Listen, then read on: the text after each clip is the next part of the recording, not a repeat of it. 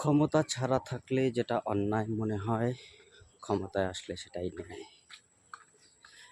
প্রসঙ্গ হলো বর্তমান হকার উচ্ছেদ। বলছি কেন, খুব সাধারণ একটা বিষয়। বর্তমানে পশ্চিমবঙ্গের মুখ্যমন্ত্রী হচ্ছেন শ্রী শুভেন্দু অধিকারী মহাশয়।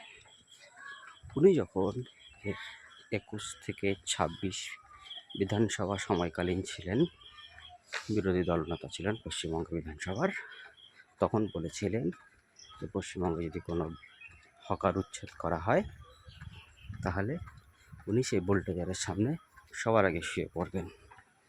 কিন্তু দেখা যাচ্ছে 2026 বিধানসভায় বিজেপি জয়লাভের পরে শুভেন্দু অধিকারী যখন মুখ্যমন্ত্রী শপথ গ্রহণ করলেন, তারপরেই হকার উচ্ছেদের বিষয়টি অনেক বেশি পরিমাণে সক্রিয় হয়ে গেল এবং শুভেন্দুবাবুও মুখে কুলু পেটে চুপ করে বসে আছেন।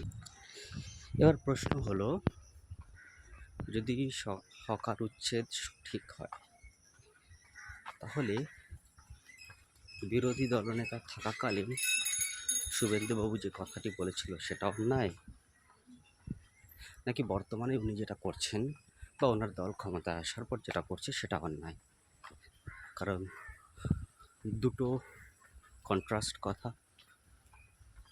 হলে একটা ঠিক একটা বেঠিক হবে। আর যদি ওই সময় ওটা ঠিক থাকে তাহলে এইটা ঠিক কী করে?